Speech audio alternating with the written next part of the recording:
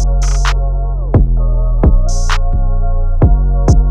guys, I'm Deanna, and today I want to talk to you about a few lessons that I learned from teaching during one of the hardest, most difficult, and challenging years ever for teachers, the 2020-2021 school year. We all know what happened in the year 2020, and so I'm just going to get right into it. I have a few notes here. One of the big major takeaways from this year is that I can, in fact, have my lessons planned, all of them for the upcoming week, before the weekend. I've been teaching, I think I finished my 14th year this past school year, and my MO, my typical mode of operation, is that I do my lesson plans for the upcoming week that weekend. Like, I spend my weekend many times with this little dark cloud hovering over my head. Comment down below if you know what I'm talking about. If you're a teacher, this little dark cloud hovering over my head, knowing all weekend, Friday, Saturday day, Saturday evening, Saturday night, Sunday, like the cloud is looming up there the whole time, because I know that I have to plan my lessons. And who wants to do that on the weekend when you've been already teaching all week, right? But that's like what I did all year long. However, 2020 put an end to all of that, because the way that my school handled it, we didn't do Google Classroom or anything like that. We did packets. Now, we used a lot of online resources from the publishers of the curriculum that we use. Like, we did InterReading, so they have like anchor charts, the worksheets, like everything, the textbooks, everything that students could hold in their hands was also online. So that was very helpful. Same thing with math. We used Envisions 2.0, I believe it is, and everything with Envisions is also online. So although we did packets of schoolwork, we also still did a lot online. And then also, because we were virtual, my school allowed parents the option to change their modality every quarter. So they could either be full-time face-to-face, full-time virtual, or hybrid, some days virtual, some days face-to-face. And towards the end of the school year, many parents started just sending their kids back for either a hybrid or full-time face-to-face, which did make life easier. However, back to the point of the lesson that I learned is that I know that I can now have my lessons planned before the weekend. That's what we had to do. So for the upcoming week, we had to have the entire packet of work done by Thursday. Okay, so parents would come and pick up the packets every Friday. We also every Sunday would email out the packets for the upcoming week. Most parents who were either doing virtual or hybrid opted to, unless their child was hybrid in the class on a Monday, then they wouldn't have to pick it up, obviously. But most virtual parents opted to pick up the actual physical packet, because it would be so many pages, like every single thing they needed for the entire Monday through Friday, all 5, 6, how many subjects we teach, all of it was in that packet. So depending on the week, it could be 30 something pages up to 50 or 60 something pages, just depending on like if there's a project or crafts or something like that in there.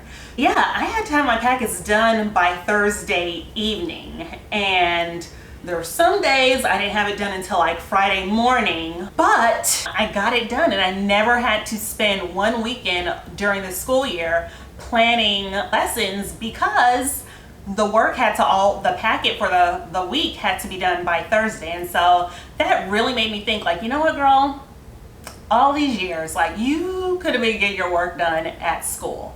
And so that is going to be what I strive to do in the upcoming school year. I'm going to strive to have all of my work for the upcoming week planned the week before. If I don't have all the work planned the week before, then I want to at least have all my copies made. And so I used to be the teacher who we teach math in the afternoon, and at lunchtime I might still be in the teacher's lounge making copies, or sometimes like send students to pick up something off the printer for me that I sent wirelessly. So I'm not gonna be that teacher anymore, okay?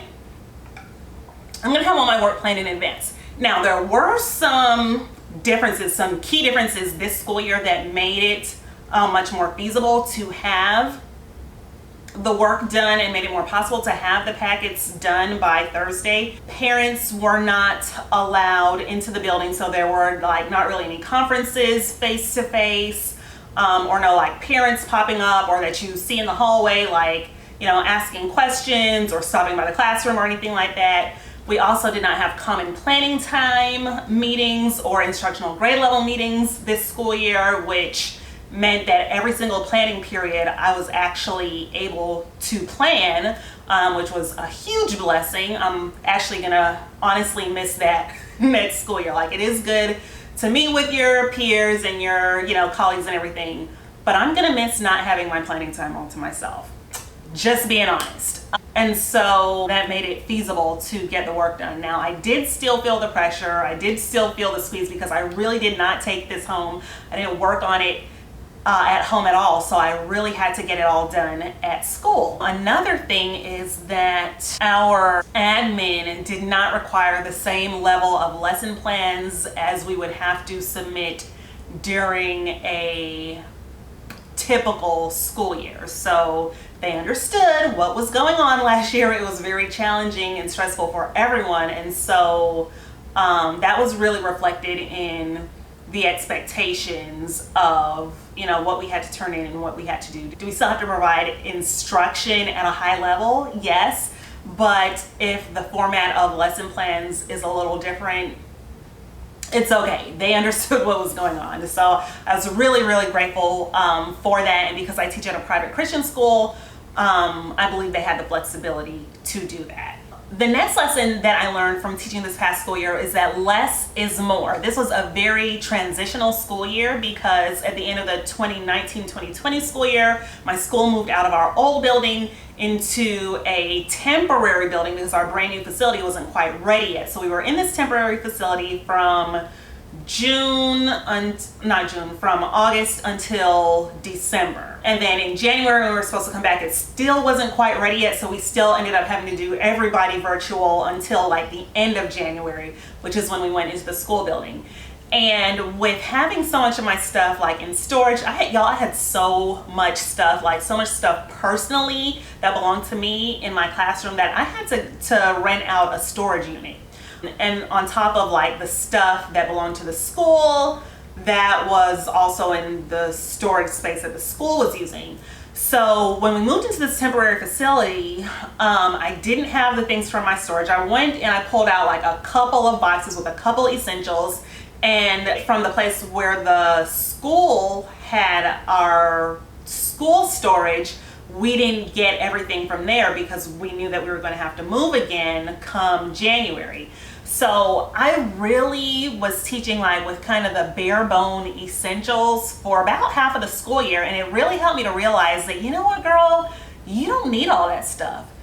You don't need all that stuff. And this could be a message to you. Maybe, you know, free yourself from feeling like you have to have so many things for your classroom. You can still provide effective, engaging, well, last year, honestly, it was not the most engaging school year, but still, even if it was a regular school year, you can still provide effective and engaging instruction without having all the things. This school year really opened my eyes up to that. And in our new facility, once we finally moved in, the classrooms were like maybe half the size, like nowhere near as large. And the classroom where I was before, we had like the whole back row of like storage space. So like a tall ceiling to floor closet, and then a whole huge wall of shelving and cabinets and just a lot of storage space. This school that we're in has zero built-in storage, and the furniture options for storage are not that our school did purchase. It's just like was not enough. It wasn't sufficient for the volume of things that I had. I had a lot of things, and I ended up teaching a lot of the year without those things. So when I finally went to my storage to get all that stuff out, and I left my personal things in storage for such a long time because I'm like, if I take them out, where are they gonna go? Like, there was no space really in my classroom for them. So I did bring a good amount of stuff into my classroom, but a lot of it, like, I just gave away to Goodwill. A lot of classroom decor and things that I had said yes to that other teachers passed on. Quick tip, it's okay to say no when, fellow colleagues who might be a little more seasoned, a little more veteran, are passing on their things. There's some things that I've gotten that are like really useful, but some things that I probably should have just said no to because they ended up unused in storage. So I really have learned that it's okay to take a less is more approach to teaching. And so now I really want to focus on when I'm buying things for my classroom, not just picking it up like, oh, I wonder what I could do with these little Jenga wooden blocks from the Dollar Tree. Like, maybe I could make a game. Like, if I don't have a clear vision of how something will be utilized and used in my classroom, then I don't want to buy it anymore. I really want to start paring down. And the crazy thing is this. I felt like I already had a minimal classroom when I looked around and compared my classroom to some of my colleagues or just some of the other teachers that I see on Instagram or YouTube, and I feel like I kind of took a minimalist approach. However, I had a lot of things and they were all kind of tucked away and not even really being used because out of sight, out of mind. I'm learning that less is more and that I can still be a great teacher without all the things. And the students can still learn without all the things. I want to spend more time focusing more on the essentials. Comment down below if you feel me, like if you are kind of a less is more type teacher. I'm really slowly taking like a more minimalist approach just to my life and to the things that I'm bringing into my home. I'm far from a minimalist, but I like that school of thought, and I really like the clutter-free approach. Like, it just frees up your mind to be more creative and to just have more peace and more calm, and that's what I want for my classroom. So that's my second lesson. Less can be more in the classroom. It's okay to not have all the things, and you can teach without all the things. Students can learn without all the things. Do they make learning more fun and engaging? Yes. Is it good to have some of the things? Definitely, but it's not always necessary. And then my final and probably most important lesson is the power of relationships. Like, really seeing it in HD, high definition, up close and personal. I feel like this school year I had better relationships with my students than ever before, and that is because we spent the whole day together. The first half of the year they had their resource classes in the classroom. So the music teacher would come into the classroom, they'd have music class in the classroom. I didn't leave, I stayed in there because there was really nowhere else to go to like do my planning and get my packets done for the upcoming week. So I got to see them in that setting and kind of interact with them a little bit in that setting. And then for lunch every day, there was no cafeteria. Well, we did have a cafeteria, but we were really working on just keeping the students in their own little pods. So each class would just stay only with the kids in that class. So teachers and students ate lunch together. We did not have duty-free lunch this year. We ate with our students in our classrooms every single day. So that allowed me to see students and have more conversations with them in another light. Like, if there were days when maybe resource was canceled and there was no sub, which was not that often, then again, I was in the classroom with the students. But subs kind of were a little bit harder to come by this year just because of everything going on. I just feel like I really connected in a special way with each of my students in a way that I maybe haven't in years past, and I really enjoyed that. Like, a few weeks ago I was telling my husband how like I really miss my students, and like, I wonder how this one's doing or how that one's doing, or I wonder what they're doing right now. And he's like, you were just huffing and puffing about like you can't wait for the school year to be over because you need a break, and now you're fussing about you miss your students. Like, make up your mind. Yeah, I made really good relationships, really great relationships with my students. And because I've started going to therapy, like, I know better how to relate to people, and I kind of transfer some of those skills into my classroom. So I was able to, like, when a student is upset, like, to diffuse the situation a little better by validating them, validating their feelings, and like my communication is just better, I think, as a result of going to therapy. And it kind of made me rethink the idea of not having my lunch with them. Like, I was a teacher who never wanted to do lunch bunch because I am very much an introvert. But now I really see the value of it. Like, I learned so much about my students, not just as students, but as people during that time that we spent together every single day during lunch.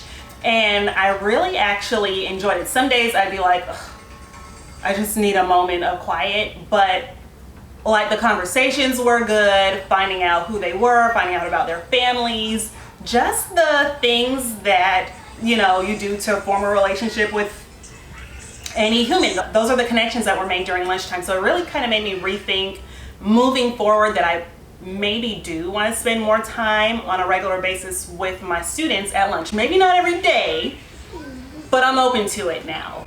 So those are some of the lessons that I learned during this past school year. Let me know down below what are some things that you learned, or some kind of aha or light bulb moments that you had from teaching this past year. I'd love to hear from you, so I'll see you down below in the comments and in the next video. By the way, if you haven't subscribed yet, go ahead and do that now. This is a variety channel where I share aspects of my life as a teacher, a wife, a mom, a believer, and all my little interests sprinkled in between. So if any of that is your cup of tea, then by all means, go ahead and hit the subscribe button, and I'll see you guys in the next one. Bye.